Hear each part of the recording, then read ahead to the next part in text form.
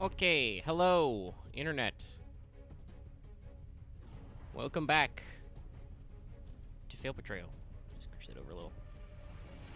How you doing?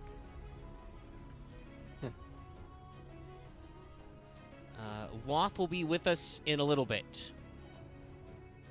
He had an accidental manual reboot. He'll be here soon.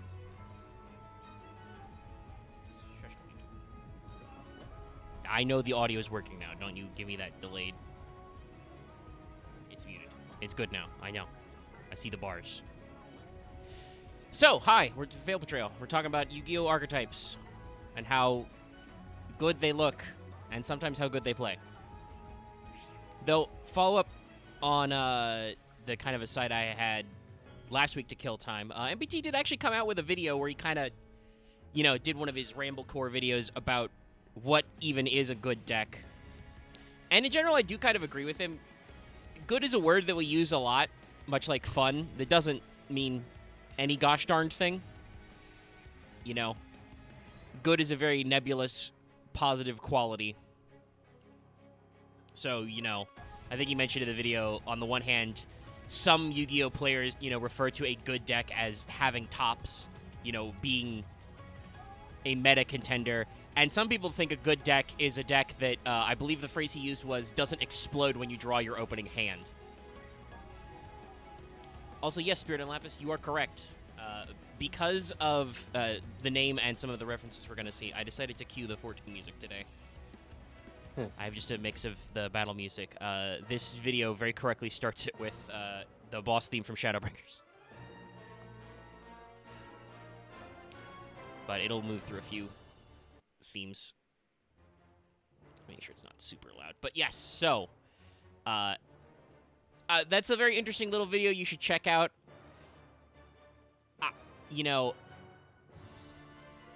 It's interesting because he talks about pushing for more consistent play at higher levels because Magic has a lot of different events every week, every month, etc.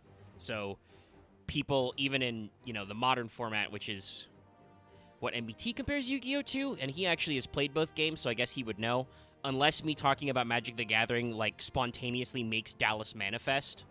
I don't think I can get any more direct opinion on that.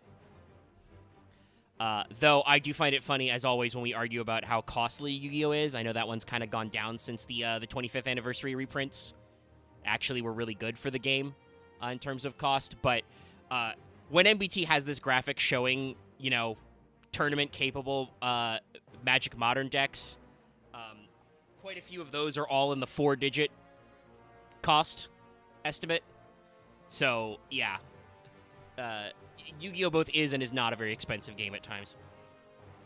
But he was talking about how in Modern, even if there's only probably, 5 or 6 decks that are actually really competitively viable, likely to win the whole thing, you still have to have a game plan for 20 decks. And I think his thesis is basically in Yu-Gi-Oh! This is actually true. There are probably 6 decks that could top a YCS, any given weekend, and you probably should be prepared to fight about 20 different decks, but people don't think of it that way because the groupthink of Yu-Gi-Oh! Is very compressed into Yu-Gi tubers and those tournament players who can afford to travel a lot to a variety of regional tournaments and YCS qualifiers and shit, Or Master Duel Ladder, which is fucking meaningless. You can get to Platinum with anything these days if you just want to lose your soul. Trust me, I've tried, but it's very soul-sucking. And then eventually once you hit Platinum, that's when they actually start kicking you down if you lose too many games. So it's one of those things where it's okay, so I could lose 20 minutes of my life and maybe grind this out, or I could surrender and go next. But if you go next too many times, you start getting kicked down, and that's, means that certain kinds of decks are going to rise to the top. Also, Master Duel update, they implemented their funny ban list. They're unbanning all the Dragon Rulers and fucking Monkey. The Monkey Man, and I don't know what's happening in Master Duel anymore. I'm gonna be real with y'all. I don't know what they're doing. You can still play Galaxy Tomahawk. Rank 7 decks are about to go brazy. I guess they feel like they can get away. Like, are they trying to throw Kashtira a bone because they hit all their good consistency cards? I don't fucking know. Can you play Kashtira Dragon Rulers? Also don't know. My rank 7 deck that I would play would be Gate Guardians, but I come to you today with the profound announcement that the selection pack that they tucked my beloved Gate Guardian into sucks. It's bad and dumb, because there's a lot of high-rarity Gate Guardian cards for no goddamn reason. I think I saw, like, one quick play spell at rare. And the rest of the deck is stuffed with Branded and Monadium. So, I guess we'll be spending dust or whatever, and now I have to go back in the tank to save up 2,500 fucking gems to buy the Slifer bundle. Or not. If they're not going to let me build up enough gems to buy it free, I guess I'll miss on my Slifer alt art. Oh, no. But seriously, why do they keep trying to steal gems out of me? Doesn't Mr. Zeef already spend literally hundreds of dollars every week buying enough gems? Please. Stop, Master Duel. Cease this. Be kind. I just want to play dumb decks that are fun. But as a little update flow, this does kind of go into talking about this week's archetype, which is, in case you can't tell from the boss stage in the thumbnail that I used. And never mind that Discord tried to lie to you and say this was last week's thumbnail. No. It's Generaider. Yeah, I was wondering about that. Yeah, it was not... It just did that in the preview, and I don't know why, but it was, you know... It was weird. It does that sometimes, and I'm not sure why. But if we want to talk about decks that are, you know, are they quote-unquote good? Yeah, Generaider is kind of good. It has multiple tops this year, including a YCS win, I believe, in the last month or so. Or maybe it was a remote duel tournament. Like, it actually, you know, got first place very recently. And has had top cuts, like I said, several this year and several in 2020. But it hasn't had a really long history of contention, especially because this is from Deck Build Pack Mystic Fighters. This is our first Mystic Fighters set. That released Math Mech, a deck that has also been seriously competitively viable several times. And Dragon Maid, which has been competitively viable in the OCG basically forever, and has, for some reason, never made it past, you know, Kitchen or Rogue over here, other than Dragon Link absorbing the line for Chamber. But, yeah, Mystic Fighters was released in... Let me see. Let's see. The OCG release date was late 2019, so I believe that should be... what, like early 2020? No. Okay, wow, this is only like 2 months behind. So yeah, this was late 2019. So they got, you know, Generaider got like one top cut in 2020, you know, after this deck came out and we entered COVID format. And then has been rogue viable, been good and limited, you know, been good for budget decks for years, and is now actually, you know, getting into the part where it's rogue enough that it'll actually snipe wins. It'll take turnies if you're not careful. So yeah, that's a really interesting place for a deck to be, and there are probably a lot of Yu-Gi-Oh decks that are like that, and people, you know, just don't think of them because they're not, you know, getting other than, again, you know, MBT talked a lot about like groupthink and brain squeeze. I would say, other than the fact that, you know, because Dyer does occasionally do their own content creation and is one of MBT's editors and, you know, is in kind of his sphere of friends, we do have memes about Generaider every time it comes up. But for the most part, I don't think of this deck as being, like, you know, super well-known. Like, obviously it has some diehards who will go to bat, and it's obviously effective, but if I were to name the three archetypes out of Mystic Fighters, I suspect most people, I would say Dragon Maid, and people will be like, yeah, I've heard of that, even if they don't recognize the Yu-Gi-Oh archetype, because, oh, well, one, because Chamber was played a lot, but also, again, it's very clearly inspired by a manga that was popular. If I mention Math Mech, most people have probably heard of a Math Mech. Cyber Soup is like a real thing. Firewall's back, and he's bigger than ever. Some people might not proc Generaider a lot, which is also very funny because lore-wise, Generaider is directly related to another archetype we will be talking a little bit about which is Runic. Their lores are linked up. And basically, there were a lot of jokes I could have did for this. I decided to go with Savage. Once Loth is actually, like, logged in and assembled and no longer talking in chat on his phone, you know, we'll have 3 of our regular 14 crew here.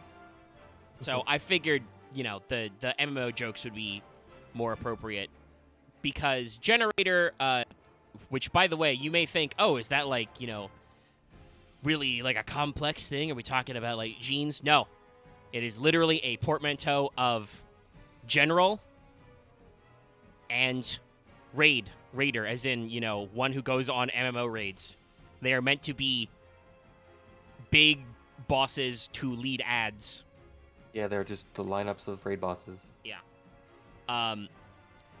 Though in Japanese, their name is Generaider, and it's spelled Generaido. The O uses an actual kanji to use as in O, like king. So, like, they have a little bit of cute wordplay, but it's pretty normal. Also, that does, yes, you know, Generade, like General. General Raider. But they're all Norse mythology themed, and we can have fun talking about what those are, because some of them are very obvious, some of them are not. Some of them you will probably get, some of them you won't. But they definitely feel like they are, you know, MMO or other big RPG inspired. So when we get to Runic, I mean, I know we've had our discussions about this in the past, but I'm going to say the Runic deck came out in like 2021. It's Skyrim. Like, it's a first-person RPG with 2 hands. You use spells in your left hand, usually, it looks like, and then you've got, you know, your right hand for, like, weapons and stuff. I would argue it's just Elder Scrolls. I mean, yes, it is. You can apply that generically to Elder Scrolls, but also because it's tied to Generaider, which is very Norse. Skyrim's very Norse. Also, Skyrim's been, the popular one for, like, 10 years. Also Kingsfield. There could be some Kingsfield ties a little. Like I said, I do I've think been playing Kingsfield games recently and off time, so yeah, it's also that kind of like that too. That's probably a little bit of a deeper cut, but we'll look at some of the art. It feels very much like it's touching on some references to Skyrim and Bethesda style RPGs. Hey, did you know Flashing Fire? You just have a fucking gun. So it's a literal FPS, as one of your special runes is a gun. But it's inspired by those first-person RPGs, and there may be an MMO element to it still. Like, they do show adventurers and some of the Generaider cards who are also showing some of the Runic cards, but lore-wise portrays it as, like, it's a super expansive, like, single-player RPG. Maybe it's supposed to be like a VR MMO. We're getting our Sword Art Online. I don't know. Anyway, the Runic will be the back half of this. Somehow, despite being live for like 15 minutes, I have not vamped long enough for Loth to turn on all his shit, so I think I have to just start the process. We'll be here for a little bit. But this is one of those decks that lives and dies by its field spell. Like, there are so much so that there are multiple ways to get to this field spell. I'll pull up the full version of the art so it's not quite as crunched, but you've seen it in the thumbnail. This is kind of interesting because the name of this card is Generaider Boss Stage. I think this makes a little more sense in the OCG where it's just Generaider Stage, or Generate Stage, I should say. The spell traps in Generaider usually include the phrase boss in them to, I guess, give them some extra flavor. Because otherwise their names are pretty short and simple. I mean, I think the initial pun is Generate Stage, as in... Yes. Yeah. So I mean, also, because it's based on, the 9 realms from Norse mythology, knowing it's just called Stage, this makes me immediately think of, like, oh, this is your fucking, Mega Man-ass, level select screen. Yeah, I was thinking that, yeah, honestly.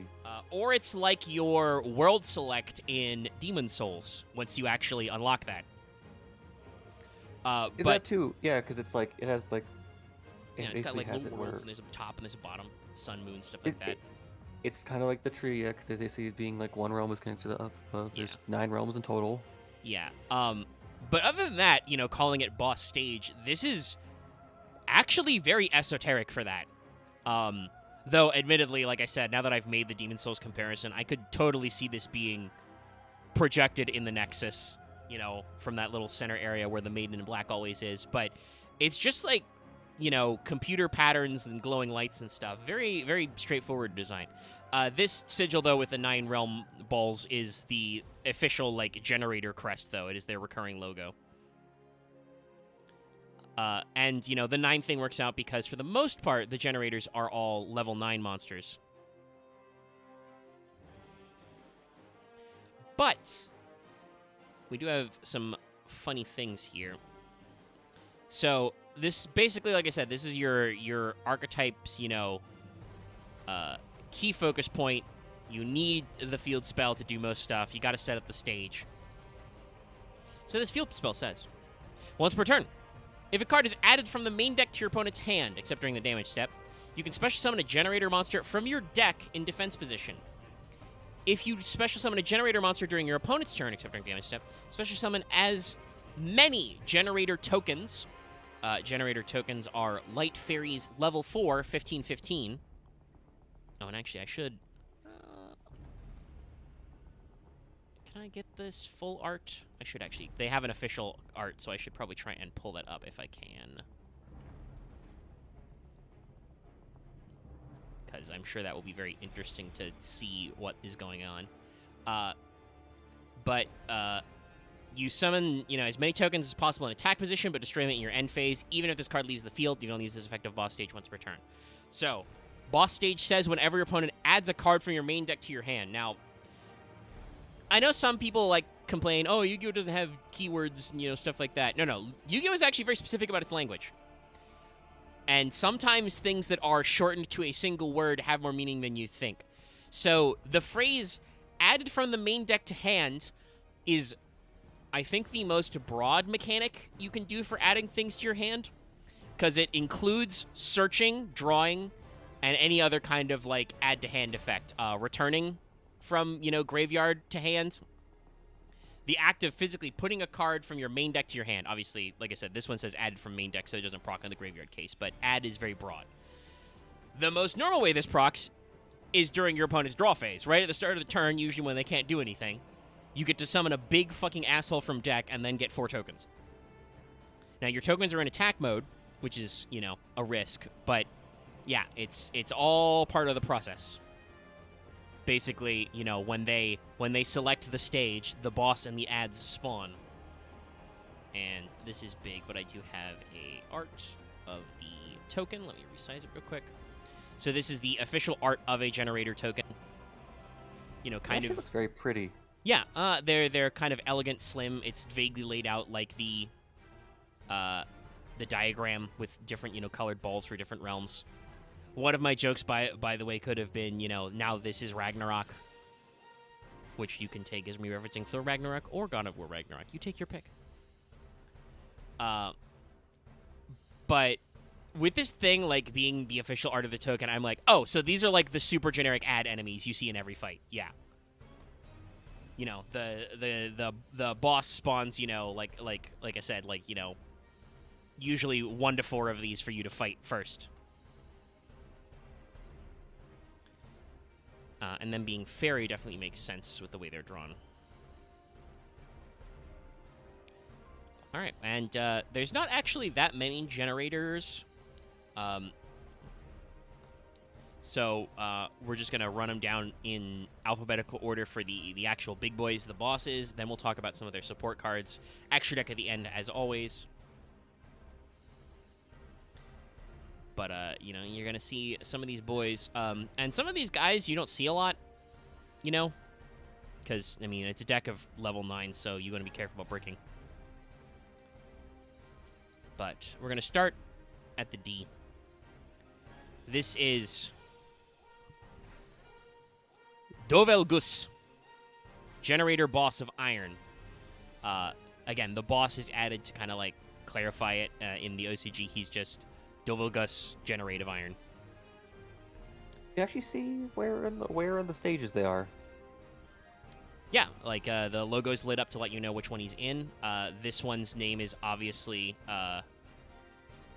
you know, supposed to be like Dovulgus is probably a very Japanese way of rewriting Dvergar or dwarf, which is possibly synonymous with Svartalf. Yeah, it's Svartalfheim, yeah. Yeah, so he's in, you know, an underground realm. Honestly, for a boss, like, he's pretty metal. I could see this guy easy as a 14 boss. Honestly, with how, like, rounded and pauldrony he is, this could be a WoW boss, too. This guy could be in Shadow of the Colossus. He could be in any number of, you know, Soulsborne-esque RPGs as well. Yeah, he's covered in skull faces. Lots of different colors, which I guess is kind of one of the sub-themes of Generaider. He's got a big hammer. He's got a skull hand. He looks all right. They did this, you know, even though there's not a lot of reference, they did this kind of down-up shot, you know, this low angle to make him look huge. It's good. It's solid. But yeah, this is Dovulgus. He's a guy.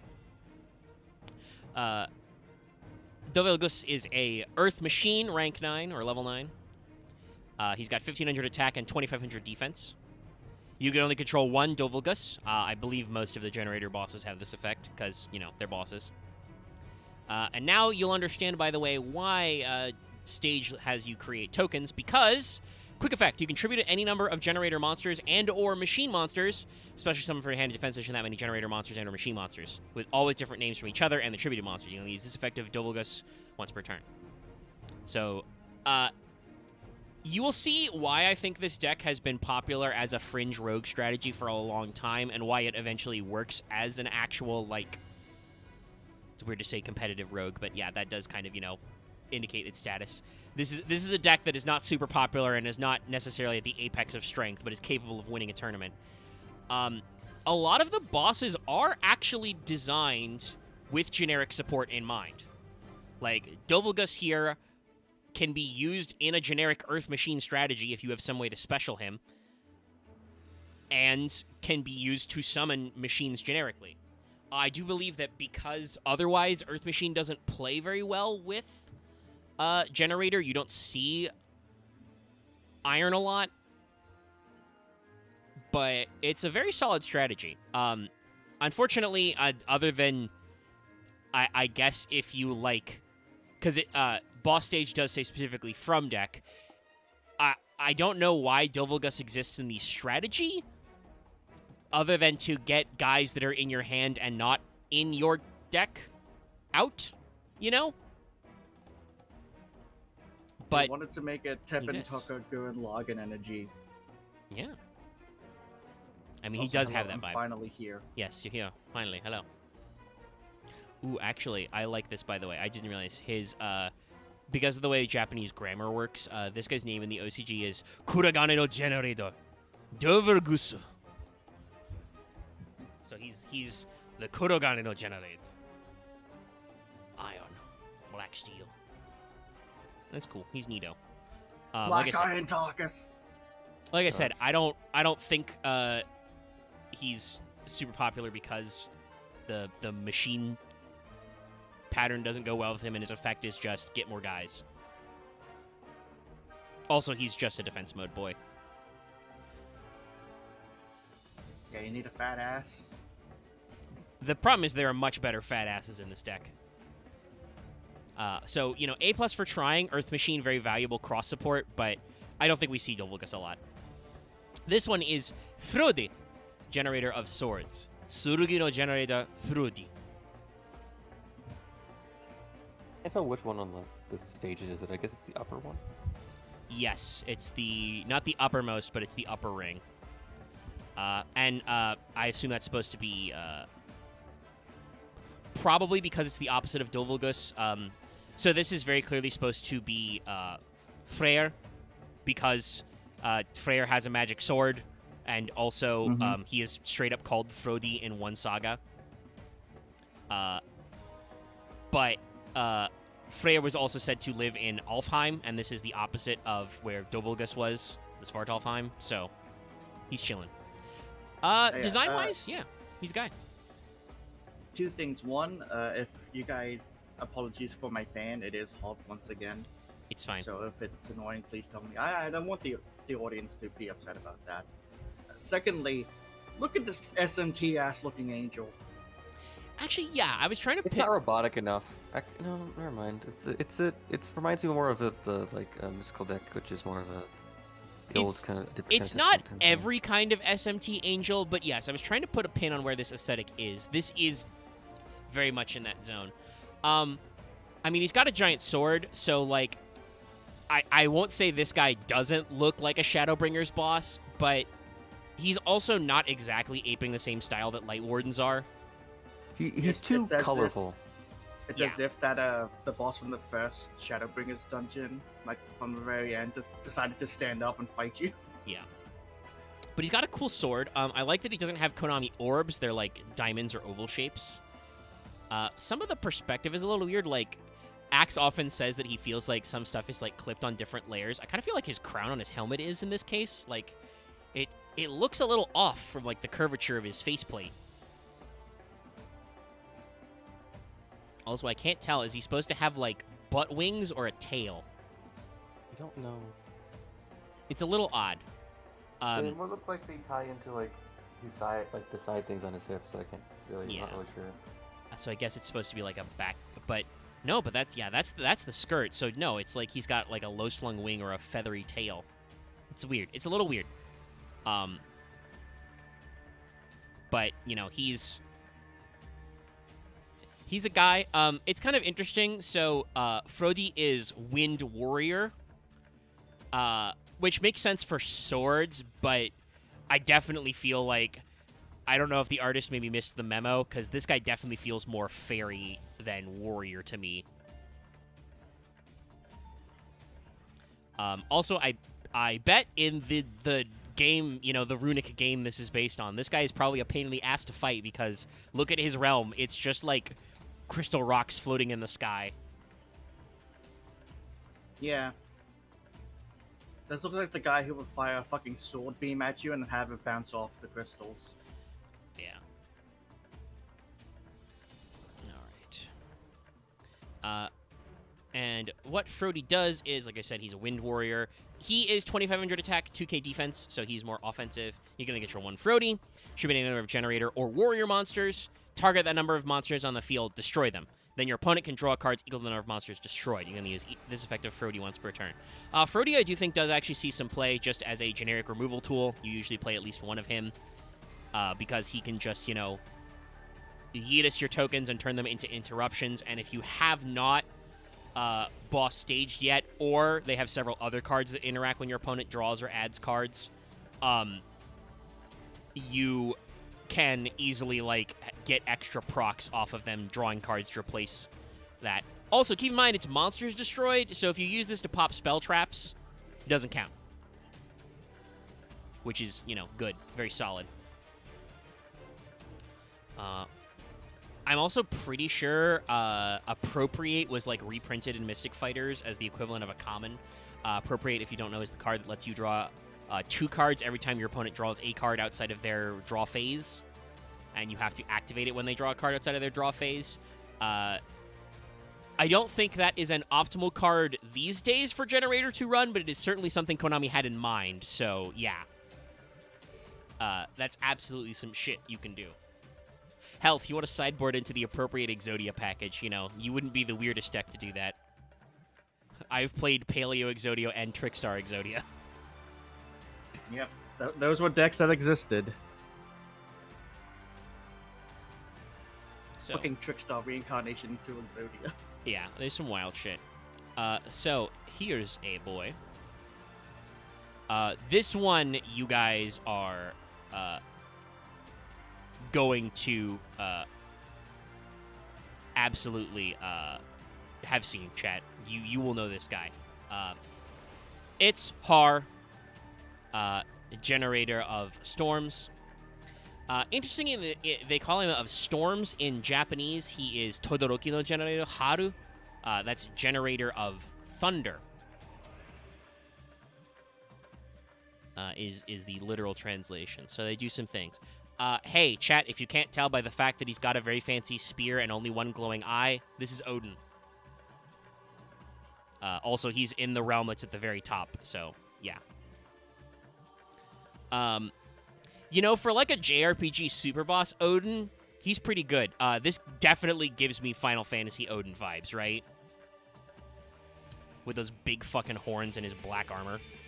I guess I'm weird. I'm always too attached to Odin, only Odin more being like the basically being the Aesir trickster god compared to like Loki being technically the Teutonic trickster god. You know. I mean, yeah. Loki's Not more that. not that, but that's the whole thing. Not that Odin is necessarily supposed to be a slouch in the martial department. He does have an unerring spear. But you are right that usually in myths, Odin's big deal is to, like, you know... He's more wiry and tall. Knowledge. He's supposed to be, like, cool and mystical and kind of, you know, set stuff up. Do remember, though, that he did shatter the Gram. Sigurd's ancestor tried to clock Odin with the sword, and Odin was just like, "Nah. Do not." I feel like I need to get this and the version of Odin from the what's the Aesir deck, the Synchro Yes. deck. Just have them side by side and compare them. Yeah, that would probably be a funny one. I assume that's why they didn't go with straight up Odin, because the Aesir were a anime thing from 5Ds even. But in this case, it's not exactly right to say it's an exact by name, but one of the names you call Odin by is Har High. So yeah, it's High.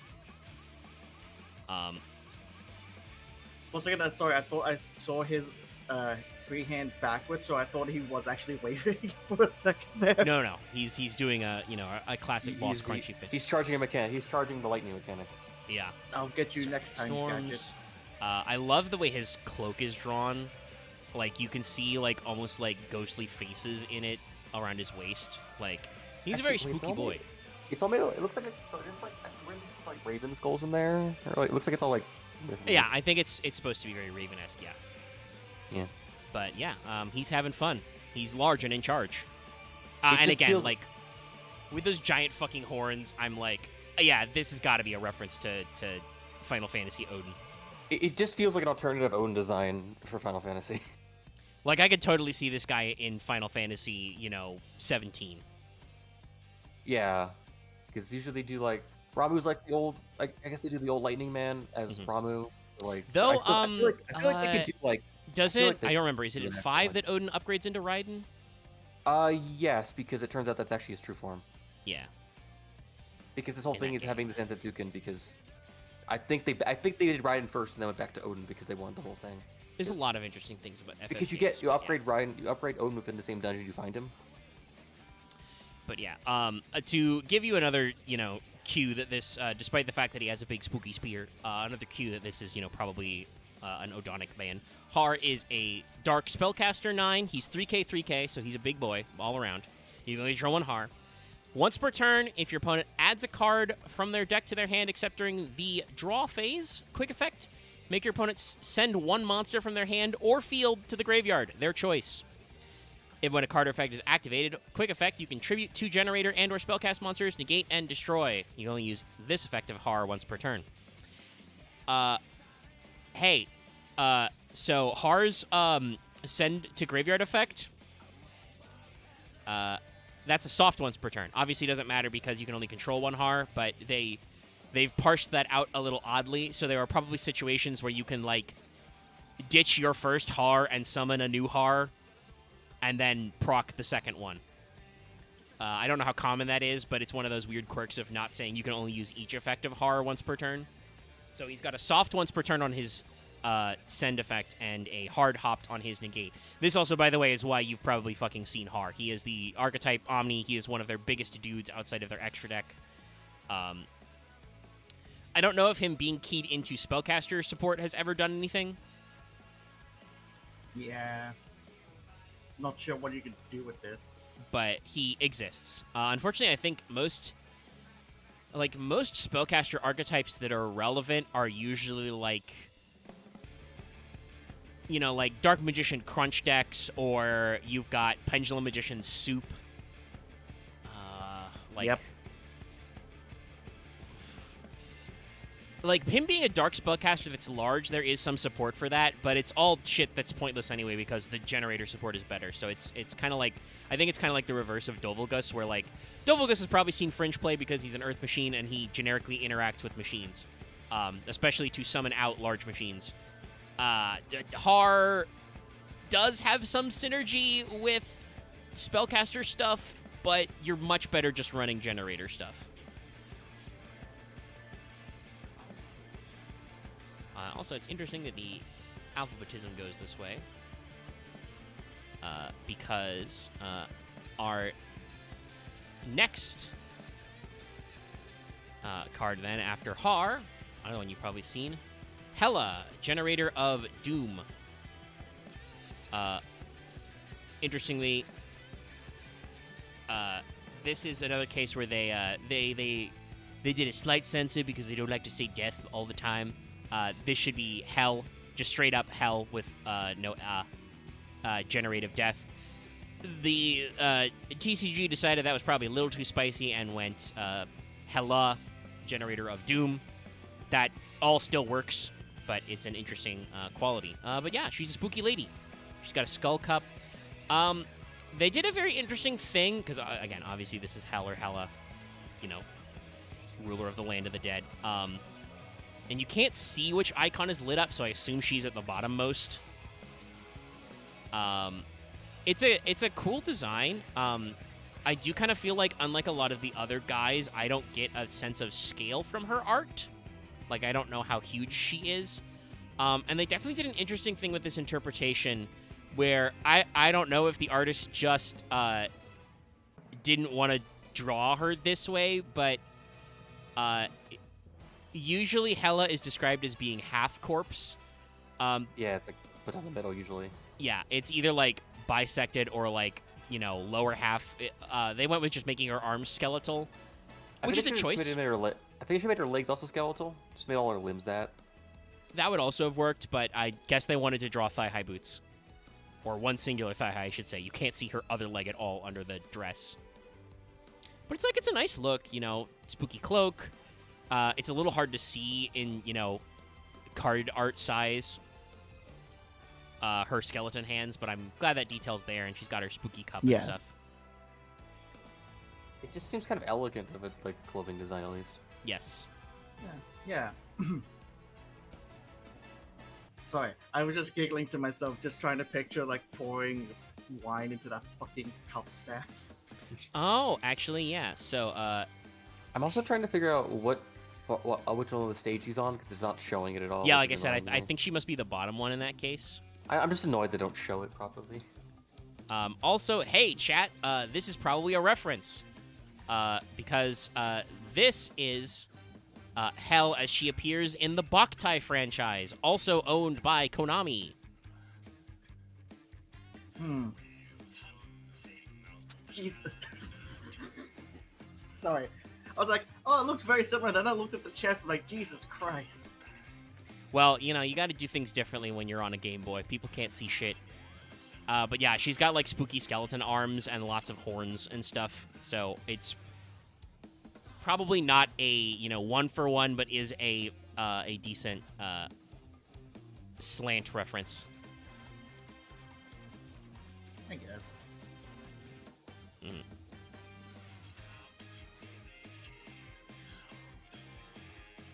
So yeah, she's, you know, it's her. It's Hell.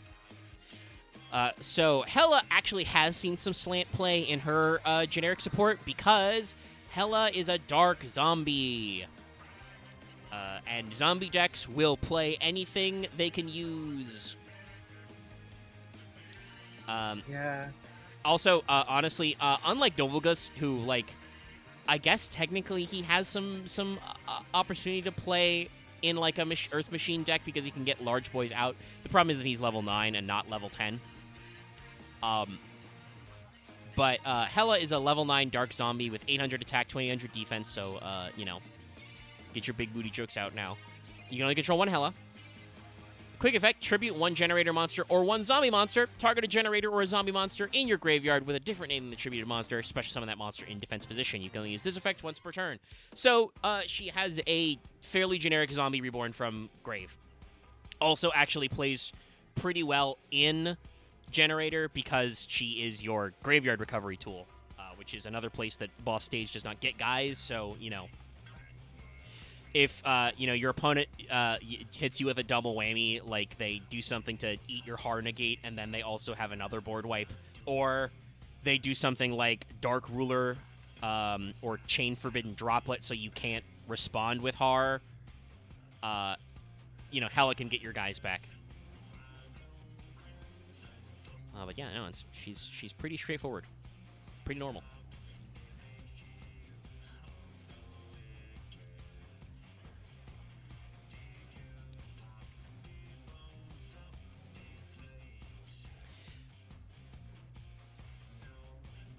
You know, I'm actually realizing I'm kind of you know, thinking about how we don't know how long it takes Konami to make packs. This set, Mystic Fighters, that the Generators are in, came out like a month after Shadowbringers did. Anyway, this for unrelated reasons. This is Mardell, Generator Boss of Light.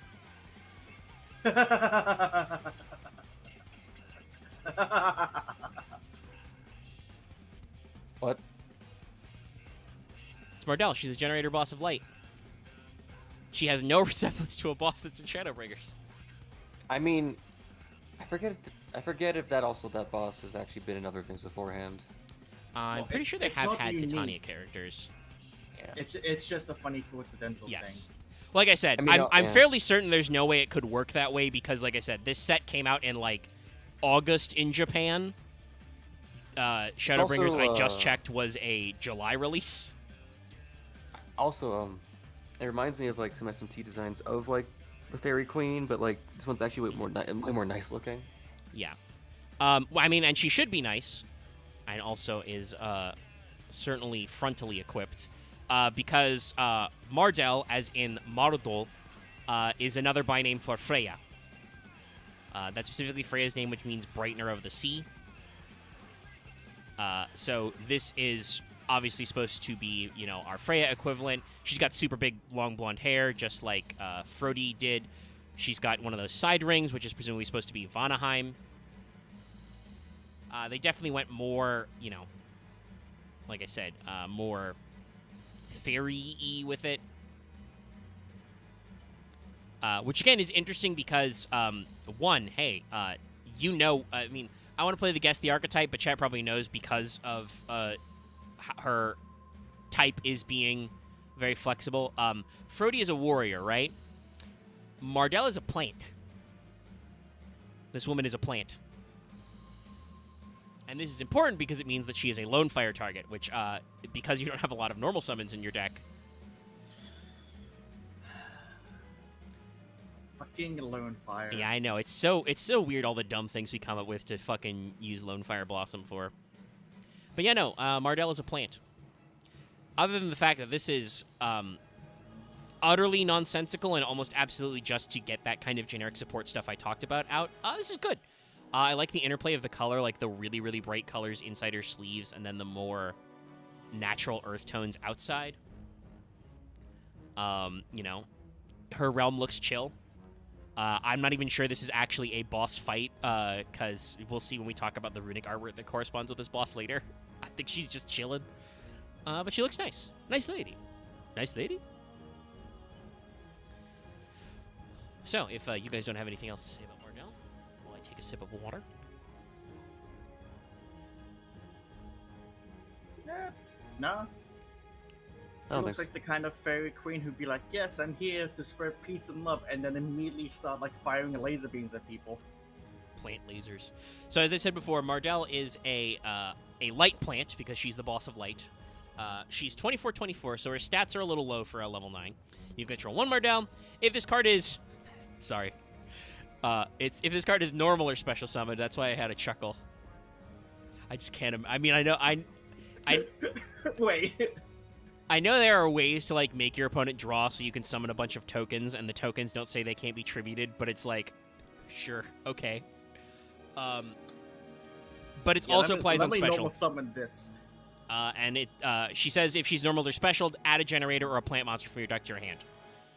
This means that Mardell is really good in generators because she's your searcher. Also, she's really good in plant decks because, again, she's a lone fire target, and she's a searcher for generically any fucking plant monster. So, like we've talked about, you know, I think Konami knew what they were doing making this deck. You can basically play generators one of two ways. I probably should have said this earlier, but this thought didn't really crystallize to me until now. You can basically play Generator as like a boss rush deck, where you just play all the bosses, all generator cards, all gas, right? Or you can use the boss monsters as high-power support pieces in your otherwise themed deck, basically making them the boss of that deck.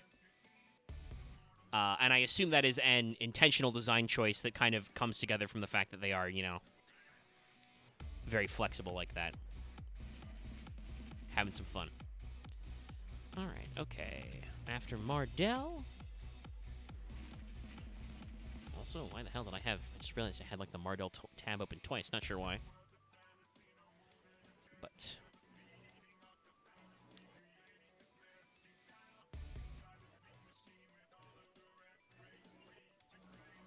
our next boy...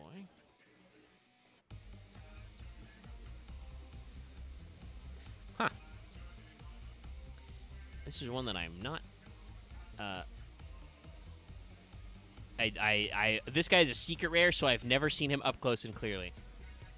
Oh, no. But it's Nagufar, the generator of fire. Huh.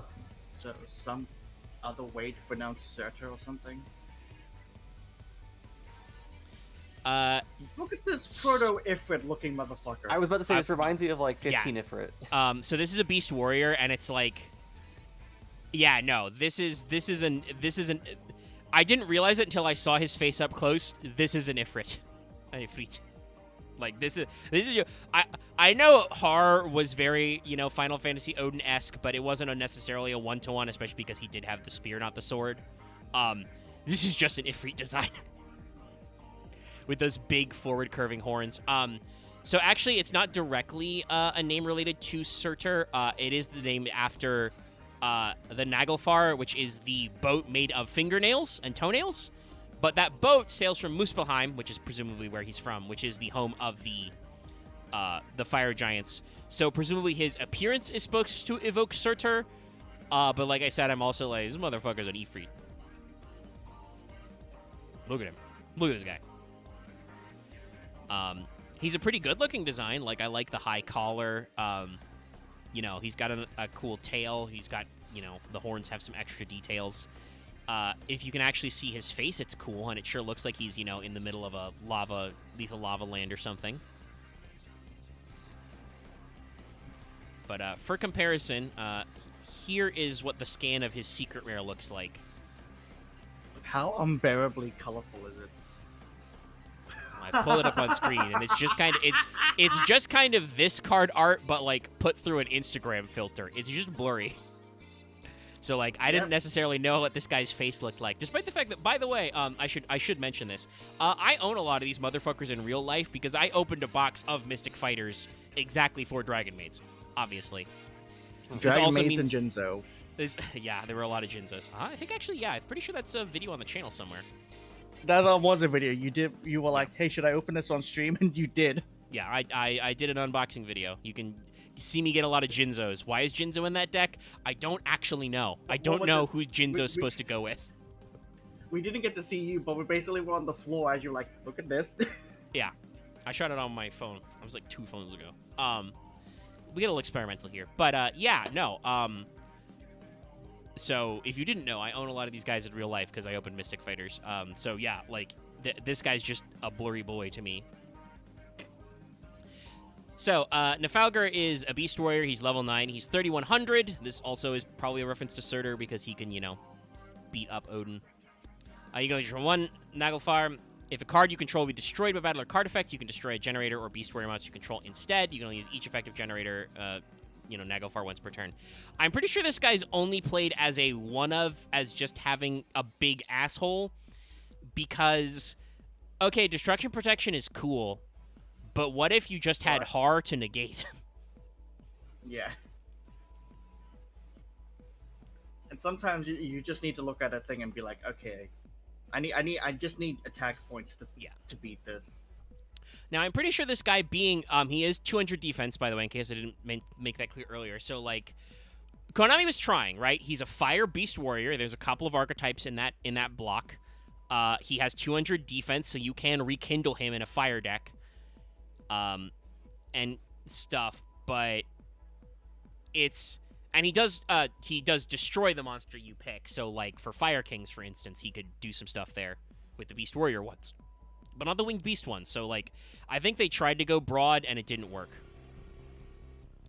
So now we are actually going to check out one of the bosses that is a newer. Most of these guys came out in the original Blob, but we do have a few others out there. Actually, no, okay, this guy was the original set, I think. I guess he just wasn't played until other Worm decks were good. It's Nidhogg! Oh, it did not copy correctly. Hold on. Let me grab it again. I guess my my copy did not fully load. There it is. Okay, now Nidhogg is on screen. So, my immediate comparison, by the way, is probably the boss most of you fought first in Tears of the Kingdom. But again, this predates that game because this guy is original from Mystic Fighters. This predates that game by like 4 years. He's just a big noodle. Yeah. Actually, he looks like a big, long, malefic noodle. I don't know why he's got that color scheme to him. Like I said, I can see that.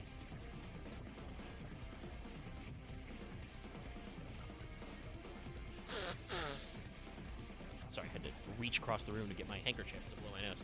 But yeah, there's definitely some interesting things here. Like, I find it, his design's pretty good. He's got some extra, red orbs. The, like, pulsating red heart and the freaky veins through the, like, translucent icy bits are cool.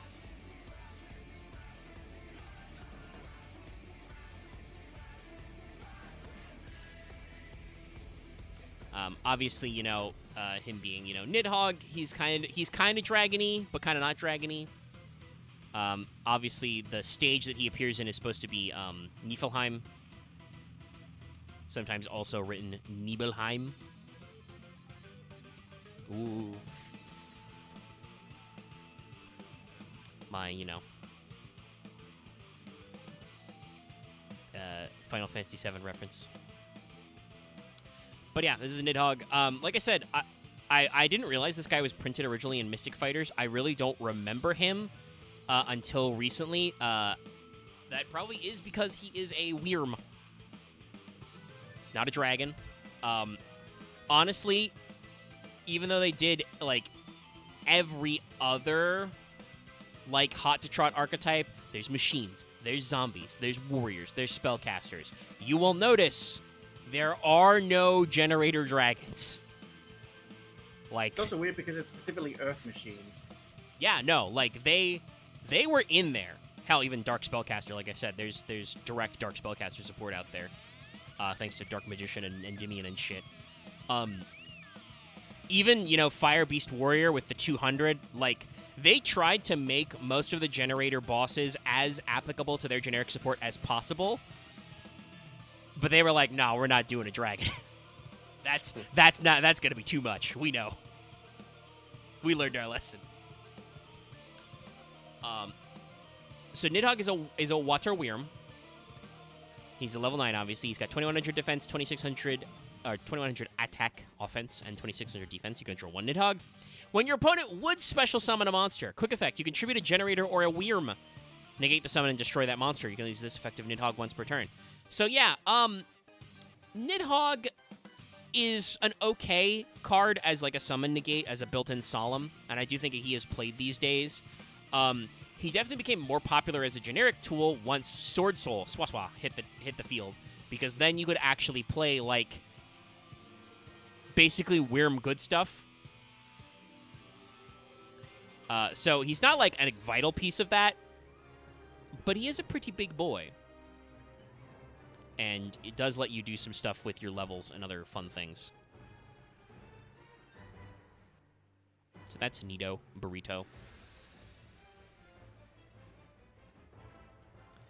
And yeah, like I said, I thought that guy was actually newer than that because of it. But no, they made a generic Wyrm good stuff generator before we had generic Wyrm good stuff.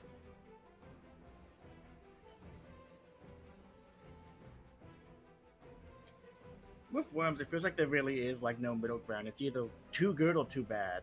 Yeah. Now our last guy here of the actual boss waves is actually the follow-up support. Usually, after a deck build pack comes out in a set or two, they come out with a new guy. So this is Utgarda, Generator, Boss of Delusion. He came out in Ignition Assault. It's just Alexander, but a castle instead of a... I mean, Alexander's kind of a castle in some versions. Alexander's not just a castle. This is just Alexander at home.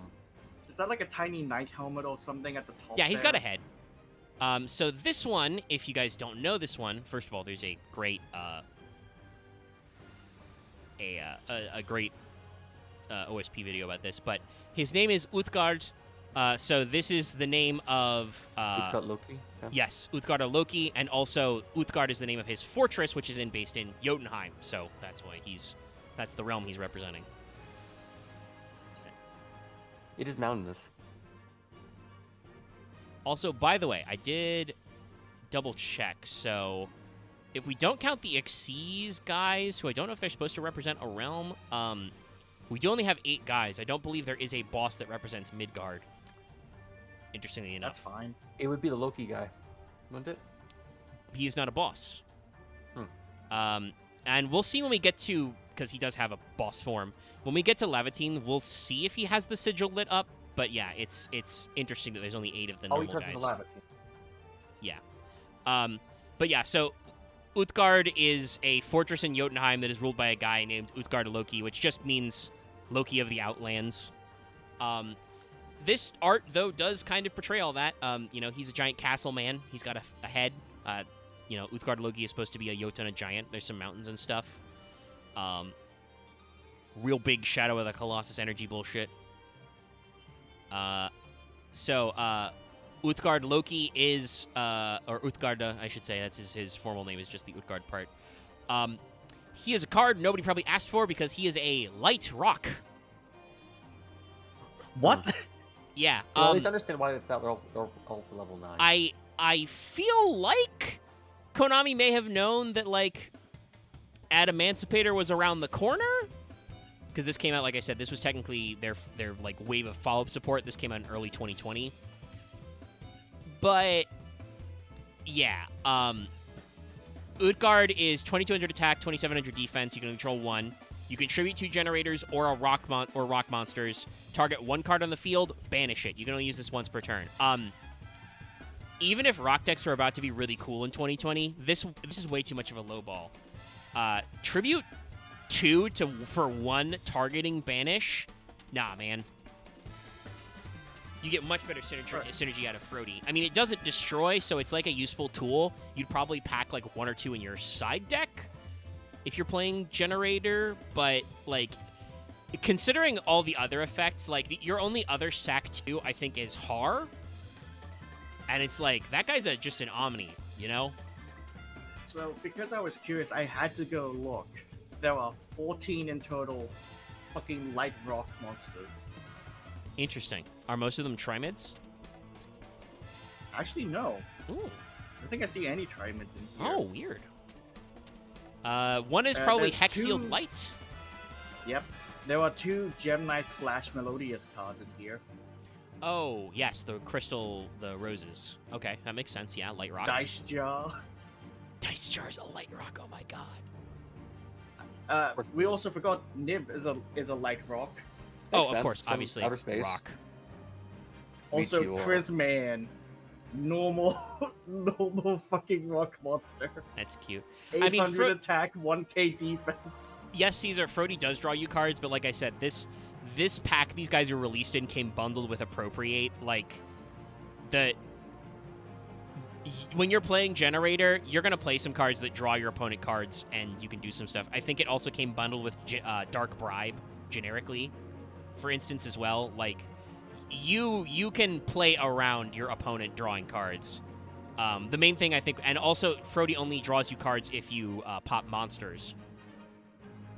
So, like, I think, like, as a one-of tool, you're probably better off playing Frody and just sack as many as you need to pop.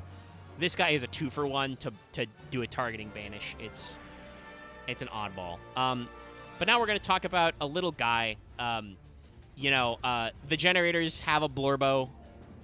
They have a problematic fave. It's Lopter. So Lopter is Shadow of the Generator bosses. In the OCG, he's just Lopter, Generator, Shadow. Very obviously, this is supposed to be Loki. Modern. It's a modern rendition of Loki. Is that Yeah. probably better? He's chilling. He's that ass. It's like, you show up to the boss room, he's that ass who's like, welcome to the grand stage. I mean, actually, no. We know from the way the runic works. This is the guy you meet in the tutorial level. He's the one who says, you're finally awake. Here, have these runes. Kill some gods. Bye. Honestly, in my mind, I take it as you do the tutorial dungeon, and as you leave, you are about to, like, oh, hello.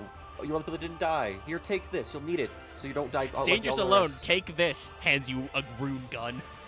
It hands you a rune gun as you then fight the first boss. And stuff. Probably something like that. Oh, he's the spoiler character from Persona 4 who gave you the powers. Yeah, actually, honestly, this is very much that. But yeah, this is Loki as an anime fuckboy. How do I know he's an anime fuckboy? He is wearing thigh highs. Oh my god, he is wearing 14 clothes. Oh yeah, no, he's dressed like a white mage. Size in 14. He even has a hood. He also has a single, really random single like streak of like pink hair. Yeah. Is Hopkins' hair mostly pink? We'll see. I think it's mostly on fire. But yeah, no, like this guy, you know what's up with him.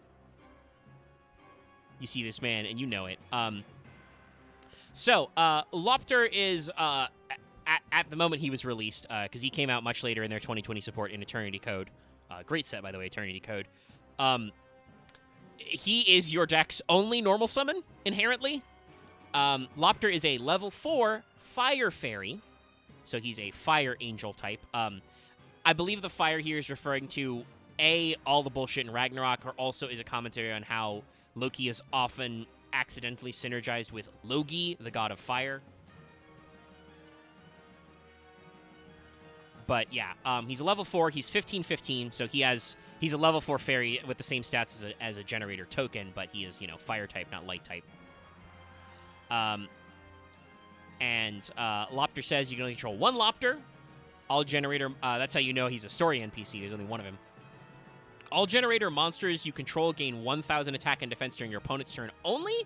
So this does mean that he's 25.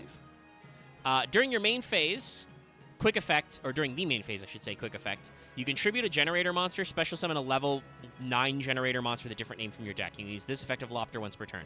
So primarily, the way Lopter works is if you do not have boss stage, right, like you're not set up to immediately go into boss stage, which lets you summon from deck, you can normal Lopter and immediately tribute him in order to get to any guy you need. Mainly the guy you probably need is Mardell, because remember, Mardell she can search any plant monster or any generator card, so she is also your field spell searcher. So you can normal Lopter, sack him, summon Mardell. This is also, by the way, why you play Lone Fire in the deck. That gets you stage, and stage gets you your whole setup. So as like, it took him like 6 months to come out, but like as giving the deck a normal summon, it works pretty good. He's a pretty effective boy.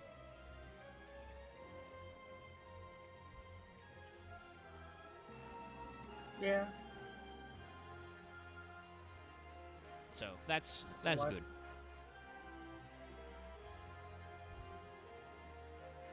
Hold on, this one's not. The wiki's being a little slow for a sec. Okay, there we go. I loaded that. And now our next selection. Oh, this is a normal in Master Duel. We wild. This is another card that's very recent. This is Vala, Sadir of the Generators.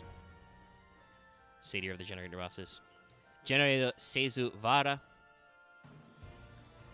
So, interestingly enough,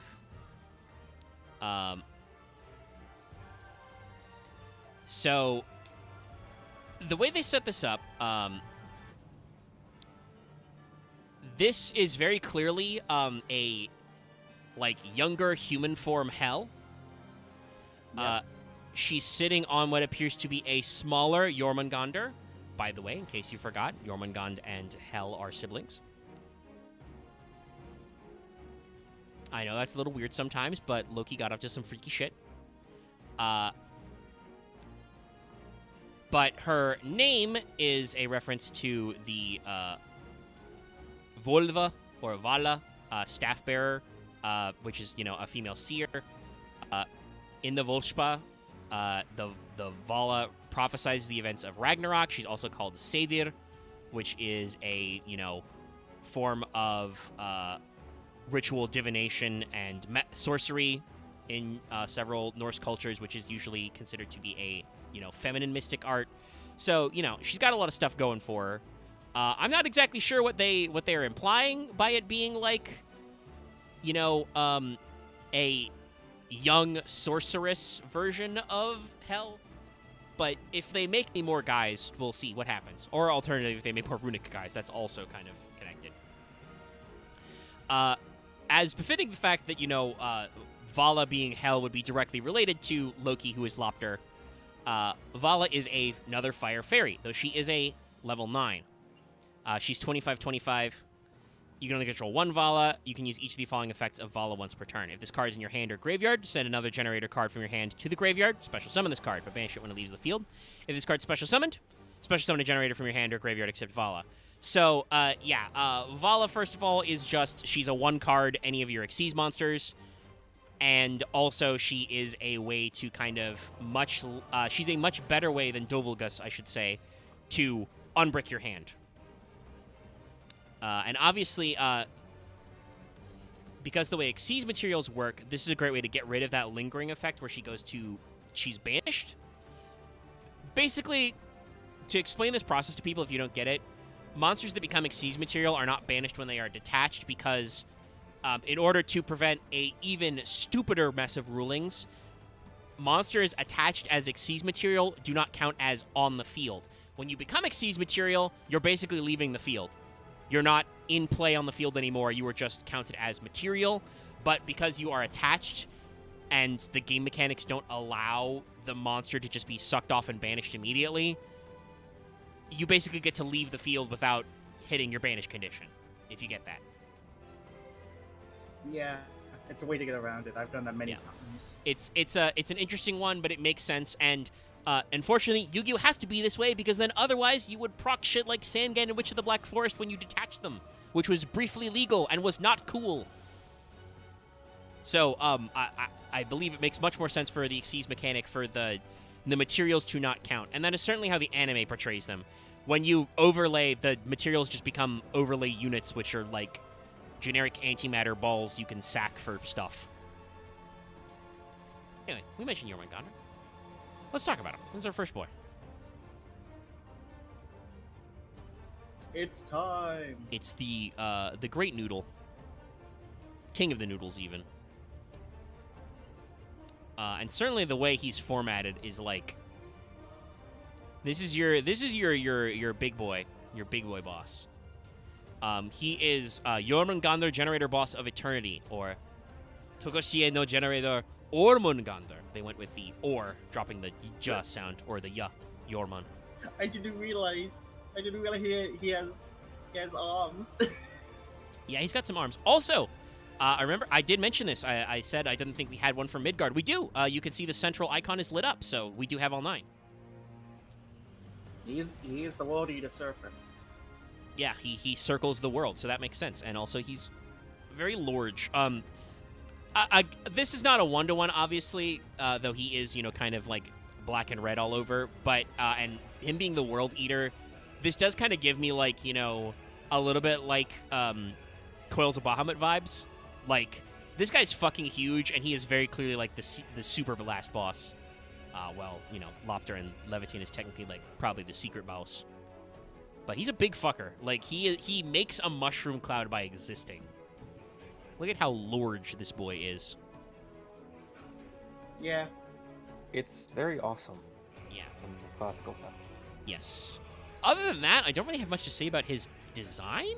Like, he's the danger noodle for sure.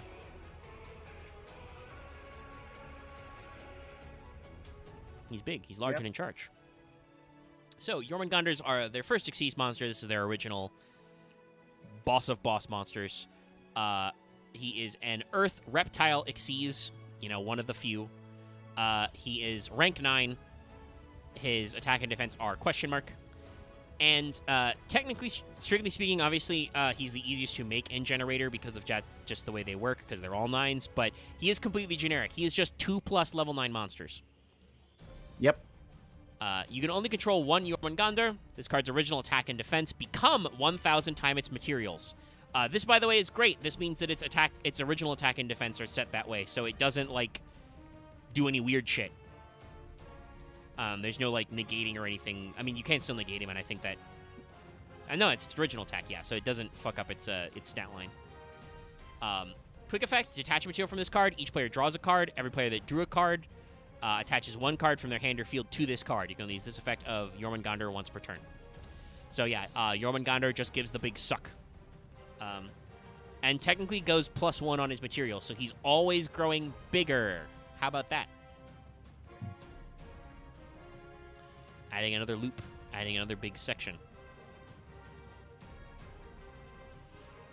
But yeah, forced attaching from hand or field is a crazy form of removal, because it's almost like send to graveyard, and it's like shit like evenly matched where your opponent chooses, so it's not even like this card's unaffected by your opponent's card effects. No. Jormungandr declares that you must attach one of your cards to it as material, so that gets around it, kind of a thing. It's a pretty wild boy. The main thing is just having him attach multiple level 9s, and obviously, if you just do 2 level 9s, his stats are pretty wimpy, so you have to be careful. He can be negated, obviously. He doesn't have any other form of protection other than being just a giant motherfucker. So usually you don't want to play Jormungandr, like, alone. That said, I do believe that Jormungandr is kind of designed, because this was 2019, with the EMZ in mind. Because if you have, the EMZ open, the extra monster zone, that means that you can make Jormungandr there, and still leave your main monster zones open for more generator tokens for boss stage shenanigans. And now, their most recent boss.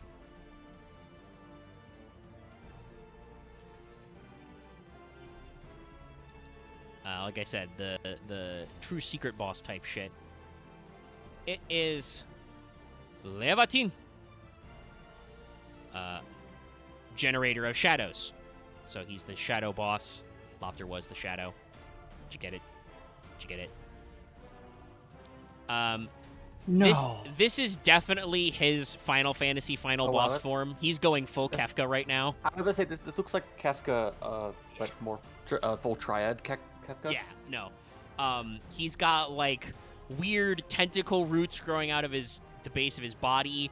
He's got a bell. Yeah, his lower torso is a bell. He has shitloads of horns and spikes. You can still see his pink hair streak.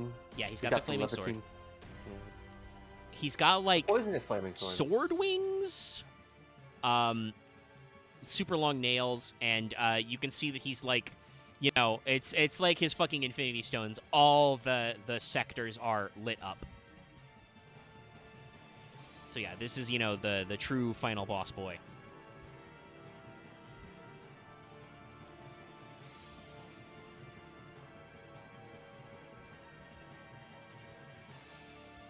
But yeah, no, he's a big boy.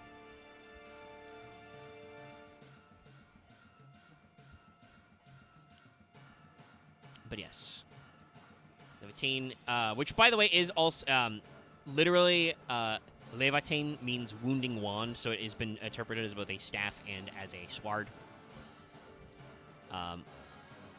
It is attributed to both Loki and Surtur, so we're having fun here.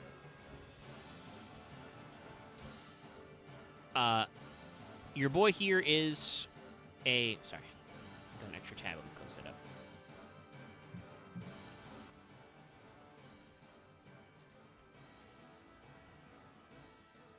up. But he is another... he's their second Xyz monster. He came out in... Okay, this is one of the cards that prompted their success this year. This guy came out in Photon Hypernova early this year in 2023. But he is a Fire Fairy Xyz, rank 9. 2,500 attack, 2,500 defense. You can only control one Levitain. Monsters your opponent controls lose 1,000 attack and defense, just straight up.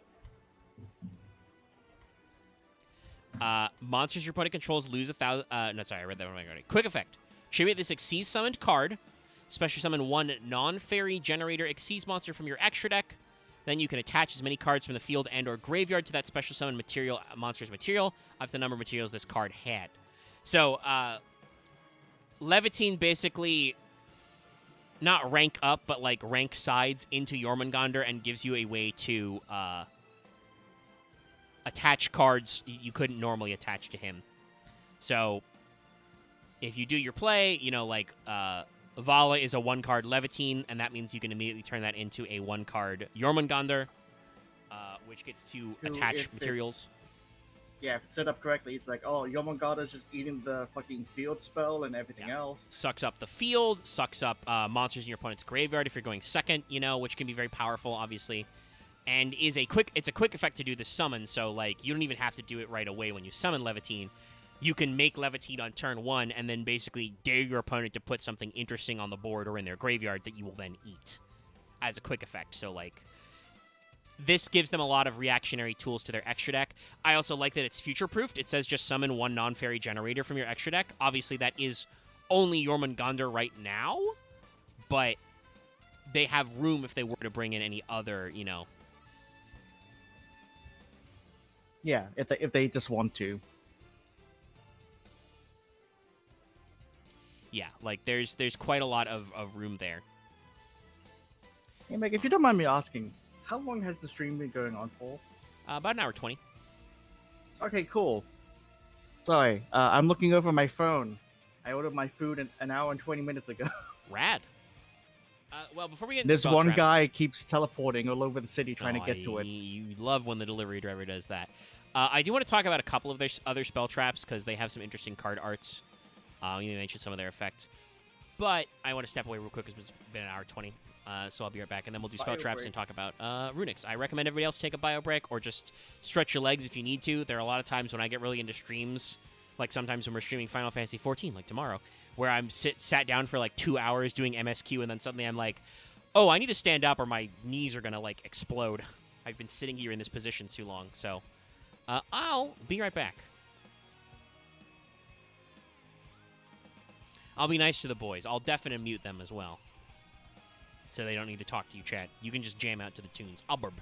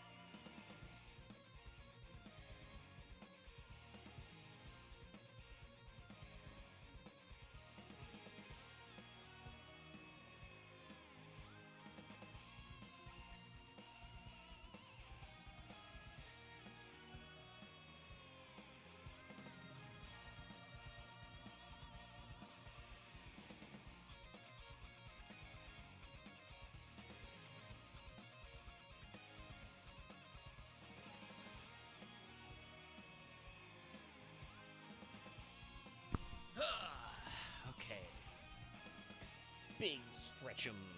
We're stretched. Stretchery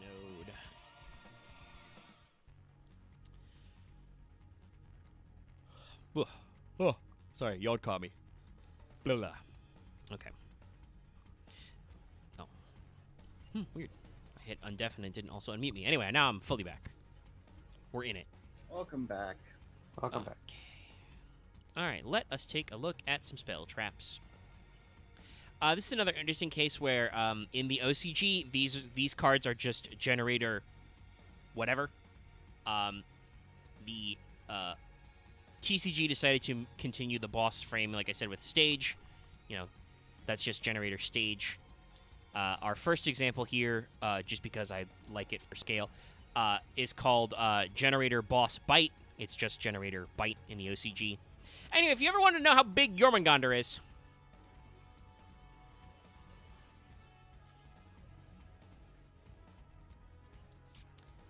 there's some poor knight about to get fucking yeeted. Tags of war. Though I don't know if is that supposed to be a rock in the foreground? I think it is, but it almost looks like he's got a weird out of place tooth in there. Yeah, okay, I was also thinking the same thing. Yeah, I think it's supposed to be a rock from like the debris, but it looks like one of his teeth. It's weird. Anyway, he's a big sneaky boy. He's got a lot of teeth. Is that just an extra spike coming out of what looks like to be a tongue? I think that is actually his tongue. I believe snakes are like that. They have like a little tongue sheath. Weird as that sounds. But yeah, this guy's also got fucking double jaws like a shark. Like, he's gnarly.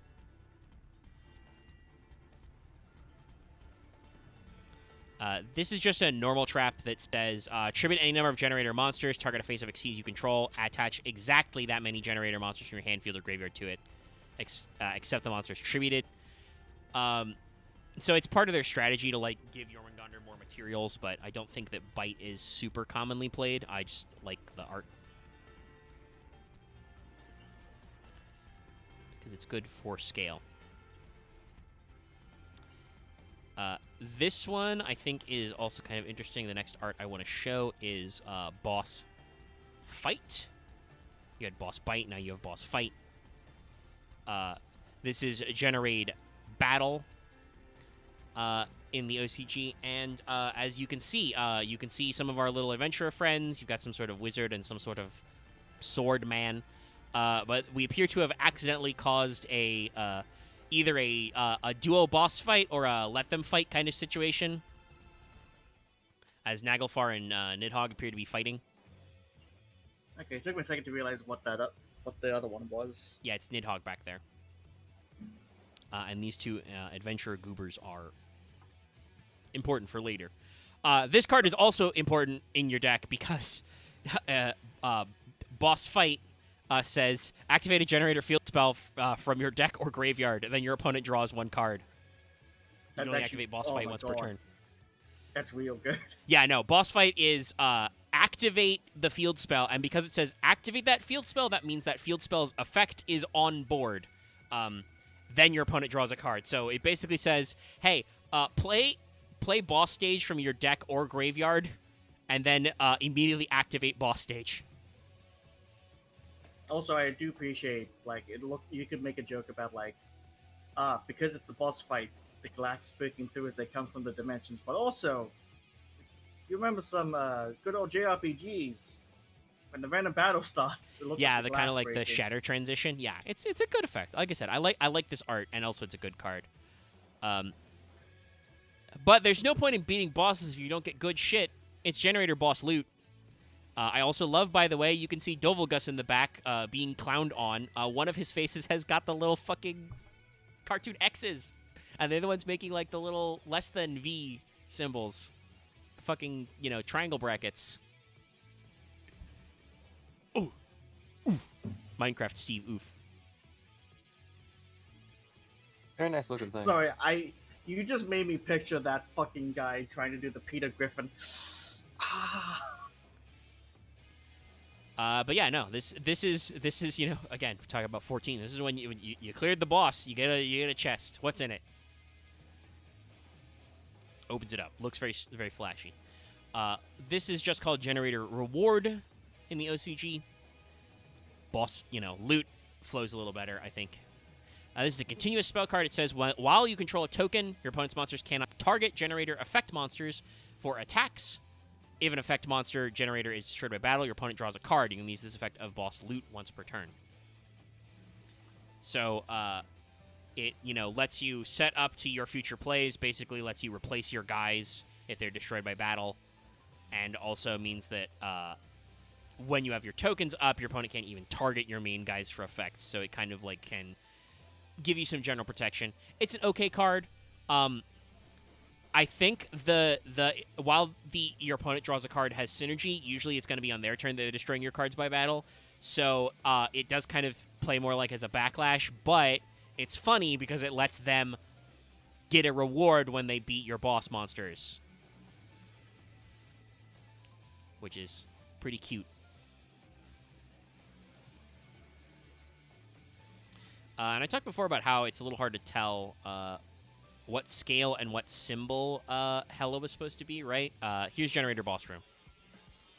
This gives her the Dutch angle shot, the low shot, and also you can see that she is indeed the very lowest symbol lit up.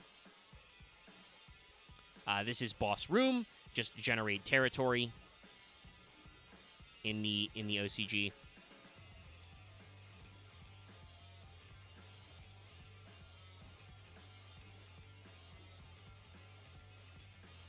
Let's see, are there any other? Yeah, I think the only other spell trap I didn't talk about was Quest, and that's just, I didn't pull that art up because it's just Frody being Frody. But yeah, big Hela. This is a continuous trap card. When your opponent activates a card or effect in response to your generator card or effect, you can discard a card. Your opponent's activated effect becomes each player draws a card. You can use these effect Boss Room once per turn. So, kind of like a weird pseudo in-archetype Dark Bribe sort of situation, I assume this is part of the reason why they, not only because it helps you, play it from your graveyard, but let me actually check. Is Stage a soft once per turn? No, it is a hard once per turn, so yeah. I do kind of feel like some of these early spell trap supports, which, by the way, is like most of the support. They haven't gotten a lot of them later, which, again, leaves you a lot of room for expansion if you wanted to maybe build this deck up, gas this deck up a little, Konami. I'm sure there's lots of other funny Nordic things you could do, but a lot of these effects to make your opponent draw a card would be better if you could activate Boss Stage more than once per turn. And obviously, some of their other guys have effects that proc when your opponent draws cards as well, but you can still, work around to change effects. It does let you draw a card. Also, it's, both players draw a card. But you got to be careful. That said, you can use effects like, you could use effects like Appropriate, obviously, so you draw lots of cards. And while it was not bundled, I believe, you can also use this sort of thing to force, like, a droll lockout. Like, after your opponent's drawn in their draw phase, you can use this to make them draw a card and then be like, haha, droll! No more drawing for you. So, there's some utility. But it definitely feels like their spell trap lineup is where they're the loosest. And like I said, I won't pull up the art for Boss Quest because it's just Frodying. But that's a normal spell. It just says reveal a generator in your monster in your hand. Sorry, my nose got a little stuffy all of a sudden. Reveal a generator monster in your hand. Add 2 generator spell traps with different names in your deck to your hand except Boss Quest. Place the revealed card on the bottom of your deck. You only activate Boss Quest once per turn. So, they are assuming that you're going to brick in Generator, so they gave you a debrick tool. Also, it does shuffle them back into your deck to make them valid for Boss Stage and Lopter. So Quest is a good card. Like, half their spell traps are good. There's also that new... I don't remember what it's called. Like, Q on something, like Ninefold Curse. But they basically made trade-in for level 9s recently. Like, it just got added to Master Duel, so I'm sure it came out sometime earlier this year. Or maybe last year. So, yeah, there you do have also generic tools for dealing with 9s, which is nice. But that's time to talk about RUNICKS. All right, now time for the single-player game of the franchise. That's multi-layered, I think. Well, you can phrase it that way, but we'll see as we go on. So we start with. Yeah, we're going to the actual RUNICKS. Yeah, I'm gonna show some card art. I do want to talk about all the monsters, but there are also a few of the actual spell cards that I want to show in, because they have card art that is interesting vis-a-vis the bosses of the generators we just talked about. So it's not really like a full runic dive. I won't really get into their strategy because they are also a deck build archetype pack, so we will just be circling back to them. But there are a few of the card arts I want to show real quick. So this is Runic Fountain. This is their field spell. It's very integral to their strategy, but you can see that it's got a red eye, right? That is the opposite eye that Har has lit up. Mm-hmm. So this is, where Har sacrificed his eye to the Mimir's the Well of Mimir, to gain knowledge and stuff. And this is portrayed as kind of your save point. Your equivalent of bonfires. Yes, it actually has runes on the fountain, because remember, runic is just rune in English and Japanese. But yeah, it's a guy. It's the thing. I was kind of curious if this looked a little bit more like Har, but no, it does kind of look more like a generic demon-y guy. Yeah. This like design of this guy is very FromSoft to me. Yeah, it's very Elden Ring when I look at it. Yeah, and also some of the just demon-y guy designs from stuff like Dark Souls and so on. I can kind of see that. It's the old Iron King, just in a fountain. So yeah, it's a guy. Sorry, I am. I saw your comment. You're a little nettled. Don't worry, he has another delivery to make on the way before getting to me. Joy. If you just get 2 stars, I don't blame you. We don't give stars for some reason when it comes to Uber Eats. Oh, okay. I'm going to complain though. So this is the thing we talked about earlier. This is the card art for Runic Allure, which is a continuous spell card that is kind of okay in Runic. It's reasonable for their pure strategies, but again, this is where a lot of people were like, oh, these are connected, and the lore was explicit. You can see Lopter handing the POV, the player character, which is because Runic is a spell-focused deck where you basically you do all the damage to your opponent yourself. Is aiming miming first-person RPGs. Also, given that I enjoyed the dumpling when I pieced that together. It's like, oh wait, no, that makes sense actually. Yeah, I know it works out. It took us a while because previews are always fragmented, but yeah, it's really interesting. Walter ambushes you at the fountain to give you the MacGuffin. Yes, he gives you the little runic thing, and you can see the fountain in the back. Also, I had this thought when I said that the fountain looked very FromSoft. I'm like, what if FromSoft made a modern first-person RPG? How wild would that be? I mean, they could probably just make a new Kingsfield game if they really wanted to, or everyone could just play Lunacid, which is just a modern Kingsfield game. Yeah, that's fair. I'm just wondering I'm what that right now. Actually, I'm still wondering what FromSoft's design philosophy would be if they went full.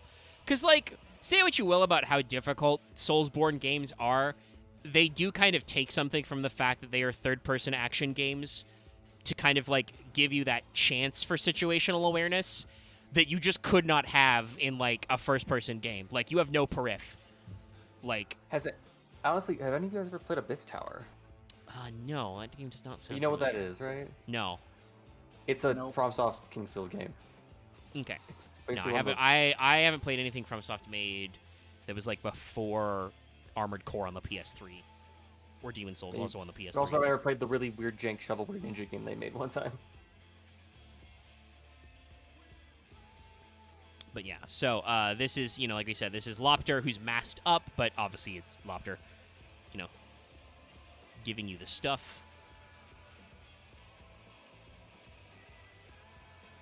And like I said, we don't need to talk about what these mechanically do because we will have a full-blown Runic episode at some point. And I probably could have sketched this out to do that, but we are already at like an hour and 40 minutes just doing the speed version. And I know that like... there's also all the cards that came out we probably won't talk about. Yeah, also, like... I know Loft's not a big fan because Runic's a very popular ladder deck on Master Duel. Talking about decks, being good or bad. A lot of people thought Runic would be a pure mill strategy, and I think it's much more interesting as a pure mill strategy because I believe in Loft's own words. At least it's over fast then. But no, people play Runic Naturia Stun. Shit sucks. I hate it. Oh, that's actually a crime. I'll be real with you. I also wish that I wish Master Duel would implement Duel Links and Speed Duels ban list where like you just can't have certain cards together. You shouldn't be able to play evenly matched in a stun deck. Fuck you. You can't flip up Pachycephala Dinosaur in main phase 2 after playing evenly matched on me after me setting up, so you get rid of all my fucking interaction. Honestly, I love Rush Duel a lot in how like cards have requirements for them to work. As in like they're more specific being like to put in your deck you must at least have all monsters of at least of this attack blower no higher than this unless specifically this one creature. Yeah, there's some interesting interactions, and I'm very curious to see if there will be like a proper, because they added Rush to Duel Links. I'm very curious to see if there will be a proper like always online Rush Duel client like Master Duel, or if Master Duel will even like activate a Rush mode. So we'll see. This is Runic Dispelling. So this you can see the Warboy and the the Sorceress Lady, who, as you would expect from this sort of game, is much cuter up close. This also makes me wonder what like literal anime Skyrim would be like, because like I know obviously y'all know modders have modders sexify everything. I remember the fucking jokes about how they had ass mods the first week of Starfield because Western video games want to de-ass everybody. I have seen what Fortnite has done to Solid Snake. They want you to consume the Kellogg's. How dare you? You know what that? You get that one? I mean, I get it. I don't know if Chad will get it. But yeah. So clearly, these guys who were in boss fight where Nidhogg was around did not have a great time. But don't worry, the player characters come along to unfreeze them. So I just literally try to picture the most anime-ass version of what was his name? Pelennor Whitestraight? That one guy who in Elder Scrolls lore is the biggest like elf racist exterminator. I say image them if they were done by a Vanillaware game, and we go from there. I mean, I would. Of elves. I mean, I don't know if their art style translates super great to 3D, but I think that would be a very, very funny way for them to go. They do Vanillaware makes a lot of RPGs, but yeah, just imagine Skyrim but with Dragon's Crowns aesthetics. This one also, by the way, me talking about Mardell. Let's talk about Golden Droplet. So you can see Mardell in here, and apparently you just have a rune for infinite money. I assume it's related to the ring that keeps splitting, but yeah, I guess we don't have to fight that boss. We just downpaid a lot of fairies. Infinite duplication glitch. Let's go. I like the idea what the HUD would be like. Is like you just hand and the thing pops up. Yeah, honestly. You just see the rune. No, it's cool. Also, I like that they kind of play into the fact that all these creatures are of different sizes. Like, you see this one fairy girl who looks like she's gonna wear it like a crown. On Mardell herself, it's like a pinky ring, and then it's like a bracelet and a belt. Is this like some of the only few like Yu-Gi-Oh card arts that you can actually have that actually do stuff with perspective? ranging. One of them looks like she's wearing it like a hula hoop. Yeah, she's got it as a belt. Yeah, like, no, there are other cards, like, even in Generator, they've played with perspective, but this is definitely one where they, like, the artist is really playing it up. And even though, again, like I said, you're probably tired of seeing some of these runic cards get activated, the art direction for these is really good. Oh, did I miss? Oh, yes, I skipped straight to Droplet. I forgot one that I mentioned earlier that I just have to show because it's fucking hilarious. What's next? So we're going back to F. This is Flashing Fire. I'm pretty sure this is supposed to be an Alfheim, though this is definitely not Lopter. This is like some kind of like ad before him. But yeah, you just one of the runes is just a fucking gun. Rune of Gun. Yeah, that looks like one of the guys who what is it? Who would serve that angel fuck? Yeah, it's you know, Frodi is who he works for. I think. God, I can literally image in my mind. I can literally image that being animated like it's what game was it? Like it's that scene Killzone from game, I guess. Indiana Jones. I mean, I'm The just guy's like, square up. Just Bang. think of the bound weapons in like Skyrim and earlier Elder Scrolls, where, but it, like I said, instead of it being like just your sword or your bow, which there absolutely are, this is just, fuck you, I have a gun. Power Actually, I think word it's a laser, gun. actually. That's like a- hilarious to me. But yeah, I thought this was more directly to involve Frodi at first, but it is definitely not that. And like I said, I think it's meant to be like a plasma crossbow or something like that. Like I it's mean, a no, laser crossbow. it's a gun. Like it's got like iron sights and it's got like a revolver chamber. You're shooting a beam, and yeah, fair enough. I mean, it's kind of like a laser because it's magic, but yeah, it's definitely like a weird rune gun, which is very it's like anime. it would kick back and then shoot the beam, and then just you keep kicking back. Yeah. Axe, you're doing your thing again. All right, fine. Pull it back. Okay. And then our Okay, last then. one, which is important on multiple levels, this is Runic Slumber. So, you know, using a Runic of Sleep, you can see one of the little lads here. But you can see the multiplying ring on Jormungandr's tooth. Is that meant to be Jormungandr? Yeah, he's got double jaws. That's Jormungandr. He does look slightly It just different, looks. Yeah. but he's got the double jaws. But it's like his thing is cracked, so it does kind of feel like it's like after fighting him once. Yeah, it's also. I forgot that Runic had actual monsters. It's that fuck face. Yeah, they do. Some of which are more popular than others. Let me just grab all the monster arts and we'll kind of Just want to put them in a blender. Do we need to like shrink these a little? Yeah, probably. Let's try 75%.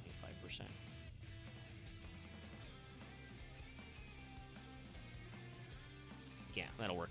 Okay. Also, you thought you could probably get away by whispering under your breath. I heard what you said, Axe. Fuck you. No, I was just thinking because you're always like, actually can't have fun. Go away. You want to go? Where do you want to fight?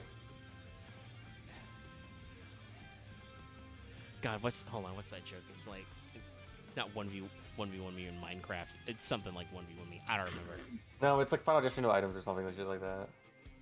But I'm not playing Smash. Final Destination, Fox only.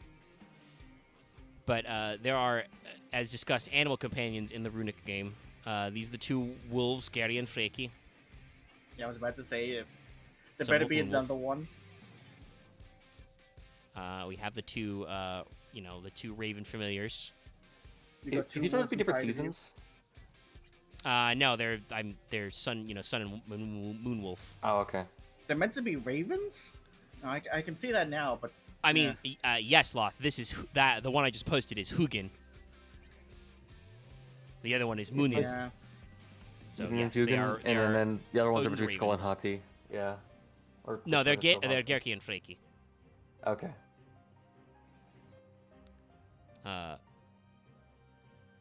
Do we not? Oh, right. I did a dumb thing. I copied the image after I copied the name last time. Like, why am I not copy pasting correctly? It's because I did a silly thing. Trying to paste words. No, I'm trying to paste images into a word search box because I'm trying to grab Munin. And it's not working. But yeah, actually, I'll put them this orientation. so you can kind of see them all together. Because, like I said, these are the only runic monsters. They are fusion monsters that live in your extra deck, because every runic card is an instant fusion.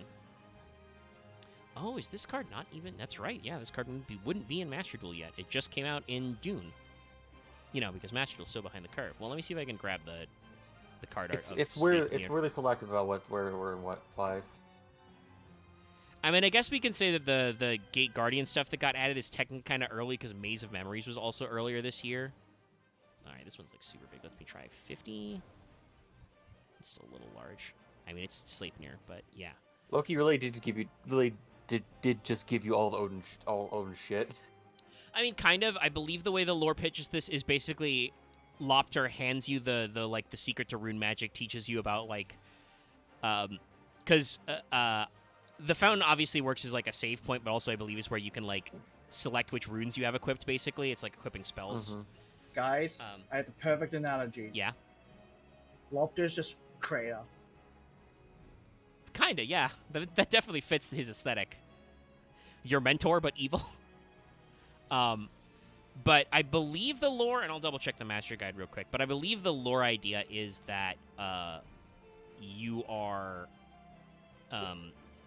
basically Lopter says, oh, hey, don't have anything to do now, huh? Now that you got that stuff? Well, I'd appreciate if you would beat up some bosses for me, and also, hey, do you want to know where I left some cool shit? Yes.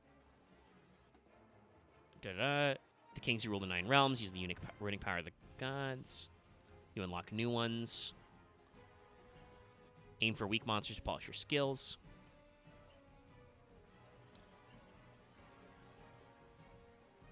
And then basically the rest of the master guide is phrased as like a fucking FAQ tip about like, what are your best runic runes? You know, kind of tier list shit. Number 1. Yeah, so actually no, so not even Lopter tells you. It's just like the strategy guide tells you, hey, you should go out into the realm. If you go to the temple of the Raven deity, you'll find 2 imprisoned fairies, and if you help them and feed them runes, they will support you. Oh, well, it really is just like a King Seal game. Yeah, no, you help out the fairies, they become familiars and help you out. The wolves are like the fucking, wandering dog Pokemon from like Gold and Silver. It says that there are 2 wolves just wandering all the realms, but if you feed them, your runes, they can summon. And stuff like that. It's funny looking at Sleipnir and just seeing all like just how similar they made the armor and bits to fuck, I forgot his name already. Lopter? Yeah, thank you. Yeah, no, it does look like Lopter brand barding. There's no lore on Lopter exactly how marketing. There's no exact because Sleipnir is very new, right? There's no exact lore on how he came to be, but I assume it's a similar trick where like honestly, if I had to guess, I would say that where you summon the mount. It's probably where, Lopter probably gave Sleipnir to you, like, similar to Torrent. Where he's just like, hey, you need to get around the 9 realms. Try this. Cool horse. So, yeah, we'll like I said, we'll revisit the lore, and I can tell you the funny strategy guide notes about the specific runic runes. And there's some concept art we can check out later. Just picture the main character having to just change all the fucking, like, hooves for Sleipnir, just like, there's so many. Yeah. Gotta change the whole shoes there's a rune every for time. that. Sorry, I'm just this master guide also covered Pearly, which we will also cover because that was another deck build pack. Yeah, the good. And I'm just like, fucking. I never really got super into Pearly. I think I do appreciate them, these fucking Eevee motherfuckers. Eevee ass looking ass. But just all the little, like, lore and the little squares is so... It's funny. It's funny to me. He's just a little guy. Good kitty. Also, yes, chat, be prepared. When I do that, I am going to say mi amigo a lot. I'm sorry. It's like one of the few things Joseph has said that I find consistently funny. What was it saying for? There's a card that is called My Friend Pearly. He just, I don't know, Mi Amigo started calling Pearly. it Mi Amigo Pearly, and I'm just like, no, that's fine. I'm okay with that. That I mean, sounds funny. is that what it is in Spanish anyway? Yes, no, that's literally what it would be in Spanish. And I'm just like, nah, that's fine, yeah.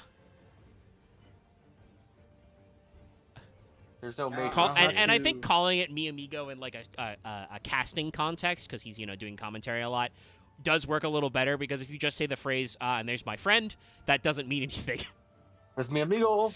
Yeah. Whereas Mi Amigo, that's being activated. We got that. Good kitty.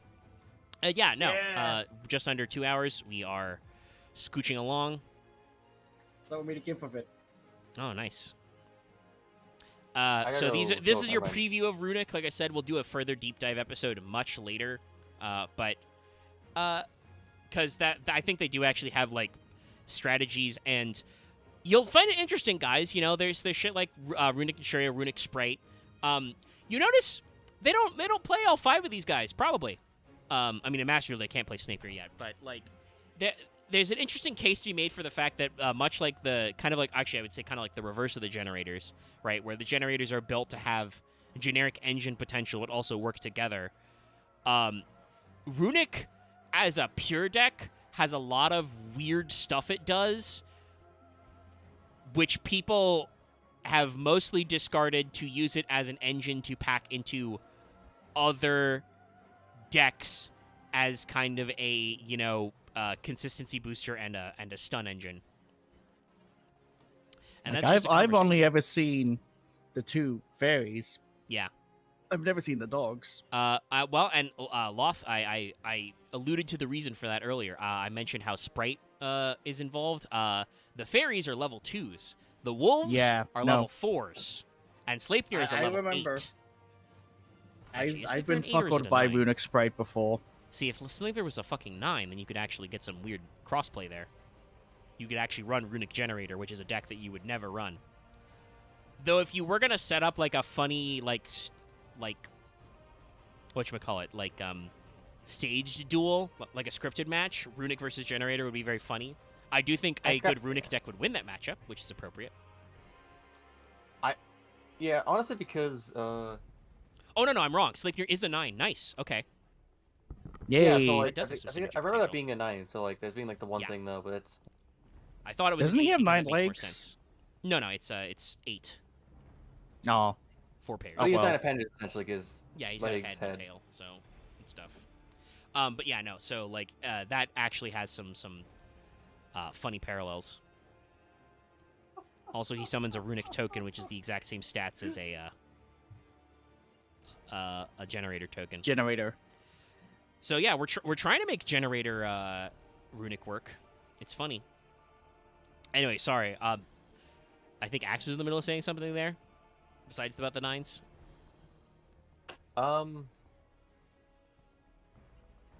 If you weren't, that's okay. It's just I No, lost my train of thought. I gotta go for someone changeling in a bit. So if you know what I'm talking about. But yeah, no. But yeah, this was a solid episode. Thank you for tuning in. That means that next week, we're gonna do numbers, and you're gonna see Yeah. Final Sigma, and we're gonna talk about circular and diameter and other funny things. I actually like mathematics. I mean, their aesthetics are a little samey, but they're a very interesting cyber stack, and they do, much like Generaider, they have long-term longevity because they are not only a complete package, but also they go in Cyber's tech decks. Yeah. I gotta thank Omega for telling me about Math Max. It's like, I hate math. By the way, let me look up if there's a math archetype. Look at that. And I know about, like I said, I knew about MathMax because they're in Mystic Fighters. I opened a fair number of them along with my, Dragon. Wait, Age no, Generators. it was during your opening stream. You opened and I was like, what the fuck's a Math Mac? And you were like, it's mechs with math. I'm like, fuck yeah, let's go. Yeah. Because I'm sure when I was doing the opening video, I was able to, crack jokes about how, this guy, division or whatever. Math. Anyway, I'm getting a little dry-throated, and I want to get back to playing more Cyberpunk. Because that There's updated gonna today. be, where's the Math Mech PEMDAS? That would actually be pretty funny if they incorporated that. There's a few others. I will ask you guys offline and possibly to type it out, but I have not yet fired up the new month's poll for Fail Portrayal, but it is about that time. Fair enough. It is a new month, so we'll need some new suggestions, and obviously, Axe will need a brand new option because Spiral 1. So we'll keep going, keeping on. But be sure to check out our Patreon to vote in Fail Portrayal polls. Be sure to check out our other streams. Like I said, if you liked some of this MMO talk we joked about, that we did not go as hard as we could have. I went very hard in the description of the video, obviously. We will be playing more 14 tomorrow. Crunching more Shadowbringers, which again is why I feel like I know it's mostly a coincidence, but like I see a lot of parallels in the aesthetics of Generaider, and I'm just like, same year. Same it's gothic fantasy, you know? Yeah, it kind of lines up. I mean, it could be worse. It could be like Shadowlands when WoW just said fuck it. But we'll catch you more for some things. I think I said everything I usually say at the end. Like, comment, and subscribe as usual. Also, I need to double check.